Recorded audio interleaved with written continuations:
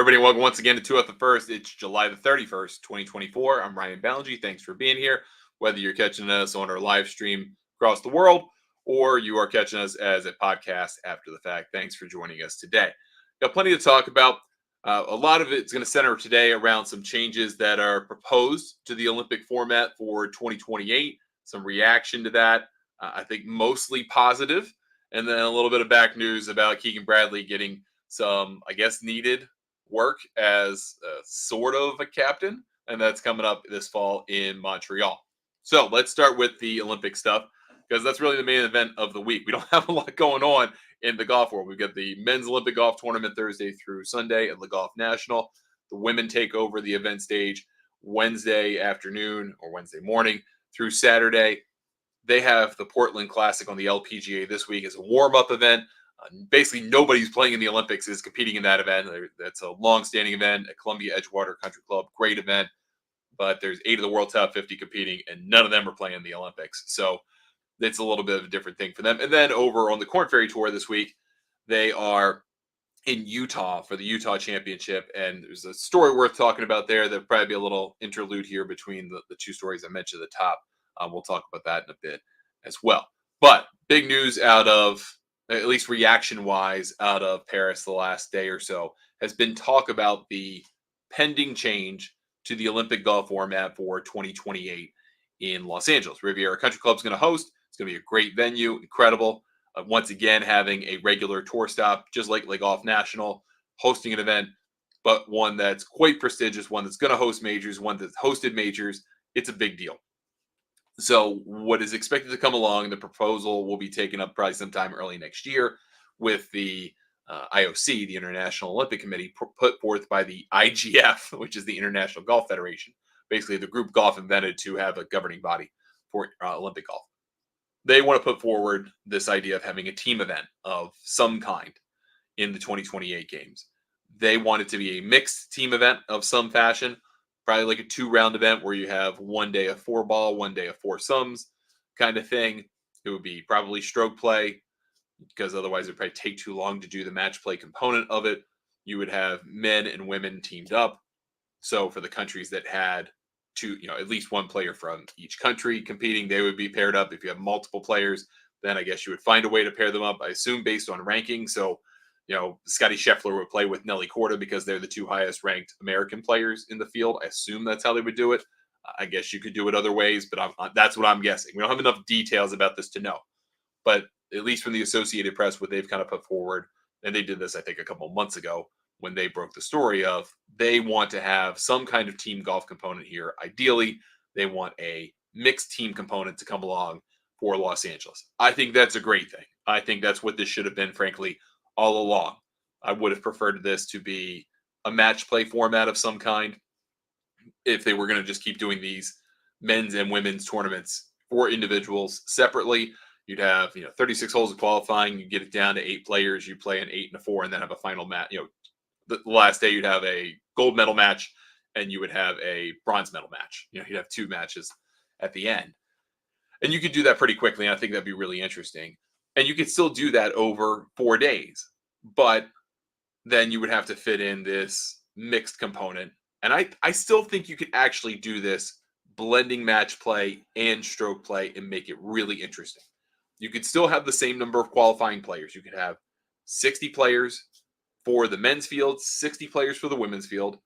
There does not have to be direct overlap. So if there's not a match for all 60 men from another country from the 60 women, that doesn't have to happen. Doesn't have to work out that way. But you could have those 2 events played. You could know up front, hey, Scotty Scheffler is on the same team as Nelly Korda. They go out in 120 players, and they go and play 2 days of golf, right? And they have those 2 days effectively decide who wins that competition. That's how I would do it, because then you could streamline it. You know who wins. You know what you're playing for. You're playing for 2 events effectively at the same time, because you're playing for the team component and you're playing for the individual component. And then you would have your cut down to your top 8 men, your top 8 women. You would have your quarterfinal matches on that day, have all 8 of them because you have 16 players. You'd pare it down to semis. You'd play the semis on Saturday, and then the final day would be championship and bronze medal matches for both men and women individually. So you could crown a team champion over 36 holes of stroke play. And you could do this with better ball. That would be totally fine. I don't think anyone would be really mad about that. I know people love alternate shot. I love alternate shot. It's a lot of fun, but it's also a really hard format, and it does not lend itself to any kind of crossover whatsoever, right? You can't play alternate shot and also play your own ball at the same time. Doesn't work that way. So this idea of trying to, and I should step back and say, I'm trying to say this, trying to appease the golfers, because the pushback from the players that talked the last couple of days about this, I think about Xander Schauffele, I think about Minwoo Lee, the pushback from those players has been, that's a lot of golf. And that makes them sound like wusses, to be honest with you. Like, what, you're getting to play the Olympics every 4 years. What are you mad about another 18 holes?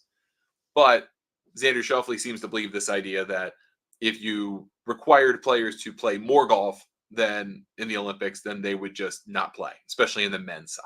I don't think that would be really as true on the women's side, but on the men's side, I think he is of the belief that some of the men would go, "Oh no, it's a lot of golf. I can't do it." And what I would say to that is, you guys used to play in the match play, right? Like, you used to play in the Dell Technologies match play, where you had, like, if you were guaranteed 3 rounds and then you got out of the group stage, then you could have 7 matches in what, like 5 to 8, like an insane amount of golf. What are you talking about? So the whole idea that you can't entice players to compete in more than 4 rounds is kind of insane. But let's just say, for the sake of argument, that they're not willing to do that. All right, we'll make it 5 rounds. You have a men's and women's individual tournament. You have a team tournament at the same time, mixed tournament at the same time.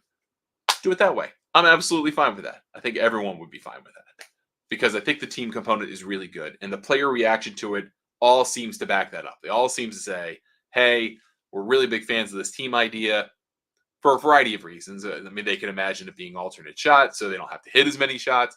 They can imagine taking the pressure off to a degree. But also, I think a lot of them who competed in the Grant Thornton Invitational in the fall, the first iteration of that, I think a lot of them were invigorated by playing with a female player. Because the one thing I noticed in watching that event last December was there were a lot of PGA Tour players who came into the event paired with an LPGA player, thinking, I'm just going to kind of mail this in, and she's probably going to too, and we'll see what happens. And if we win, we win. But the LPGA players, by and large, came in really interested in playing.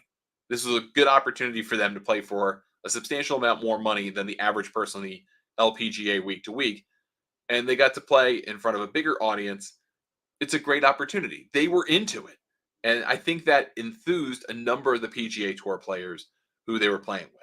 And the end result was, you could see kind of happening in real time, the PGA Tour players going, "Hey, this is really fun. I could get into this. I'm going to get into it. I will play for you. I'm going to play for a team. Let's have fun. Let's go win this thing." And I think that made the second day and the third day super interesting. So I would tend to believe that that same kind of infectious enthusiasm can happen for those top players who would be competing in a mixed event at potentially the same time as an individual, a qualifying event, at least. I think that would be a good way to do it. That gives you extra time of golf too. I think that's one thing I've noticed a lot about how I view the Olympics. It is really hard for me to watch a sport that's on maybe one of the days, maybe 2 of the days, because there's so much other stuff going on. You have gymnastics for what, like 4 nights, 3 nights, right? Between the men and the women, you've got the men's team qualification, you've got the men's team final, you've got the men's individual stuff, and that all around includes in that. Then you've got the women's team qualifying, women's team final, women's individual, and all around. That's 6 days of gymnastics. And no one gets sick of that. No one's mad about that. And those people are doing some freaky stuff that can really hurt themselves. But because this is their stage, their ultimate stage every 4 years, they're willing to put themselves through it. I realize golf has different stages, right? We've got our major championships, and more akin to tennis, where there are a lot of top players who have bowed out of playing in Olympic tennis because they want to take a break. They've got slams. They only care about slams. They don't care about medals. But what tennis has done to adapt that to a degree It's one, just say, hey, like this is supposed to be fun. We shorten the events, make them best of 3 sets. We're not playing best of 5. We can have mixed doubles. We can have other doubles. You can have those kinds of fantasy doubles teams. When would you otherwise have Carlos Alcaraz and Rafael Nadal playing together? Obviously, Nadal's retiring, but when would you have those kinds of things happen? But for the Olympics, because they were both top players in the world, they're not going to go play doubles at Roland Garros or Wimbledon or whatever. They don't have time for that. They're too busy trying to win their own thing. In this, it's fun. Have a good time. Go win a medal. Have a blast. I think if we set up golf that way, so that you have, maybe if you want to keep the idea of individual tournaments more full, and you take out the match play component of it, and you just keep them stroke play, and that's fine. I don't love it, but it's fine. Then maybe you do 36 holes of just mixed doubles, right? You have 1 day of alternate shot, 1 day of best ball that determines the winner of that, and then you have a 54-hole tournament to determine the Olympic champion. I know that's anathema. I know the live golf people are like, yeah, he finally said 54 holes would be fun. And I think really my gripe with live has always been the financing. Like 54 holes, we can have those sometimes. But the 54 hole idea plus 36 holes, that gets you 90 holes, right? That's 5 rounds of golf. That's not 8 rounds of golf. That's 7 rounds of golf. That's something I think pretty much any top player can be amenable to, knowing that one of those rounds is going to be alternate shots. So you're not even hitting shots the whole time. And the other is best ball, which is meant to be fun. And you're not going to always hit shots there either, because you may be out of the hole or what have you. So there's, I think, enough there to say, all right, let's take 1 round out of the individual events. Let's have a 36-hole tournament for the mixed competition. Award 3 medals out of it all, right? 3 championships, so to speak, and go from there. I think that is the way forward. I think that is the right answer. And it seems like at least the men are excited about that prospect. I'm sure the women will be too. We will hear more about that from them. Probably some this week on the LPGA in Portland, but also definitely next week in France, because they'll be asked the same set of questions about the future of the Olympic format. I wish we had never gotten stuck into 72 holes individual stroke play in the first place. That's every single week on every single major tour. We see that all the time. That doesn't make that unique or special. And the field composition piece of it, I get why they do it, because it's the Olympics. You want to have lots of countries represented, but that takes away from the quality of the field. So if you're going to do that, why not present a format that's different, encourages team play, and encourages a reason to root for your country, thinking you might have a chance. If we play enough holes of golf, Scotty Scheffler is going to beat everybody in that field. Right? Eventually, he's going to. But in a team event where Scotty Scheffler plus someone else, again, let's just say Nelly Korda, right, that's probably an unfair juggernaut. But given the formats of best ball and alternate shot are just weird enough that maybe they don't win, especially in a 36-hole short form format. Make it fun, engage other countries, make the Olympics something different. I hope that's what they land on, something different. It's not that it's bad. I love that the Olympics are in golf, and they should have as many days of Olympic golf as humanly possible. And that could mean also having long drive contests. That could mean having short game competitions.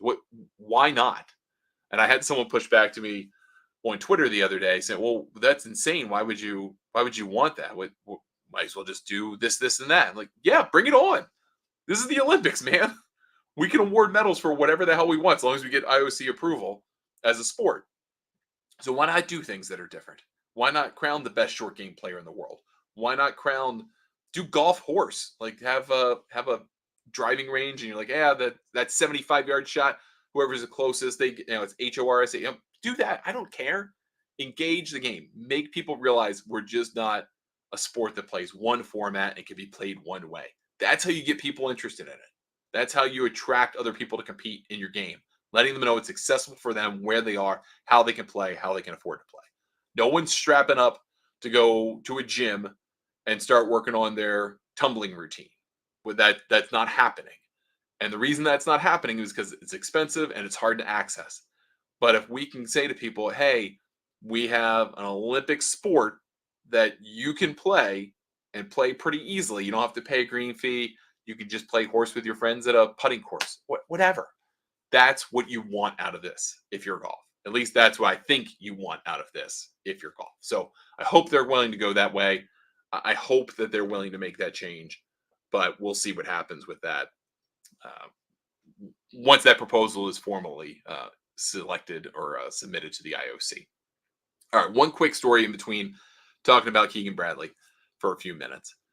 Talked about the Corn Ferry Tour. They are at the Utah Championship this week, and this is kind of a de facto Tony Finau event. He has an event for his foundation that is on the Monday of tournament week. He's sort of the host, not officially the host, but sort of the host. And this is a good week for him. It's an important week for him.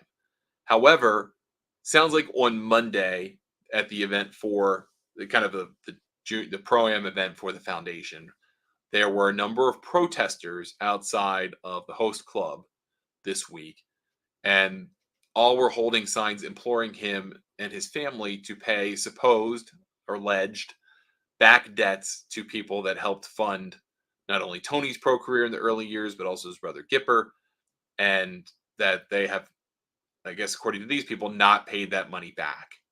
And the Deseret News, which is out there in Utah, does a good job. They reported on this. They tried to get some comments from Finau's people, whether Tony himself, whether his agent, whatever that was. They couldn't get anything. They were actually asked to leave the event because their credential for the tournament on the Corn Ferry Tour only starts on Tuesday, apparently. And the Monday event was considered private, and they were asked to leave the property. We don't know the full extent of this, right? Like, they're supposedly people are like cousins and sort of distant family members that are saying, Tony owes money and the Finaus owe money and they should pay that money back, and the hundreds of thousands. And while at the same time you've got that, and I thought that was related directly to a lawsuit that was dismissed earlier this year around a statute of limitations from another person who lent money to a corporation, basically an LLC corporation, whatever it was, that was managed by the Finaus to take in money, right, and fund Tony and Gipper's career. And then that corporation folded, and one of the lenders sought money and sought reparations in perpetuity, like 20% of Finau's earnings in perpetuity, and that got dismissed. This is something separate. And you can have that first line of, hey, we've got this lawsuit going from this one guy. He could be disgruntled, he could be off base, he could be lying. I mean, there's all kinds of things here in one situation where you go, okay, well, that guy's just a one-off. Maybe he's just, something's not right there, but his allegations are false. But once you get a group of protesters outside of an event and they're separate and they're kind of saying the same thing, these guys that haven't paid up whatever they've promised, now it starts to become a pattern. And that's something that's got to be addressed. And I don't know how Tony Finau would choose to address it, but at a certain point, once this happens enough times, you kind of got to explain yourself a little bit. You have to say, hey, this is what happened. We got lent money. We paid it back. We swear we paid it back. We didn't pay it back with interest, or we were going to pay it back, or whatever. Especially because Tony Finau has been exceptionally successful in his career. And anything I've ever heard about the guy is that he's a good dude. Now, you hear that a lot in golf, right? You hear that from a lot of people. This guy's great. This guy's great. He's always great. Oh, what a stand-up guy. You hear that a lot. When guys take penalties on the PGA Tour. I took that like a gentleman. And that's just kind of like, man, whatever. That's not really the case. But everything I've ever heard from people who know Tony Finau is that he's a very good guy. So there is a disparity for me between these two separate groups that say the Finaus owe them money and that they haven't paid it. And Tony Finau being a guy who has raised a ton of money for his foundation, does a lot of good work, seems like a genuinely good guy from the accounts of people who know him well. Those two are incompatible. So what's wrong? And if that means saying, hey, my father kind of overstepped the bounds a little bit in raising money for myself and my brother when we were getting started, it's really on him. Okay, you can come with that excuse, but I feel like the best path of the path of least resistance here is to say, okay, what do I owe you? I've made $55 million on course on the PGA Tour. I've got plenty of money. If I owe you $250,000, bang, here it is. Let's go. And just get it done. Just be done with it. I don't see the value to your brand of fighting this or not acknowledging it. Just, hey, like if you got some people to take care of them, get them off your back, do the right thing if that's what's needed here. Or if these people are completely off base and they're trying to defame you publicly, say so and say, hey, look, I don't know where this is coming from. I've paid it back. Here's the receipts, blah blah blah. It's a bad situation, I think, and it's one that will get more attention the more often this happens. And once it happens like a third or a fourth time, and I'm not saying that's going to, but if it does happen a third or a fourth time, all of a sudden it makes you sound way worse. So this is something that's got to get cleaned up. I don't know how it gets cleaned up, but it's got to get cleaned up for Tony Finau's reputation and his family's reputation moving forward. All right, last thing let's talk about here is something that just came up before we just started the show, and that is that Keegan Bradley is going to get some well-needed experience with a walkie-talkie and a golf cart this fall at Royal Montreal. He has been named a assistant captain for the President's Cup team, the American President's Cup team. He's going to play at Royal Montreal this fall. That's good news. I think that's great for Keegan Bradley. Obviously, he was a surprise pick to be the Ryder Cup captain. He didn't even know he was in the running until he was offered the job, right?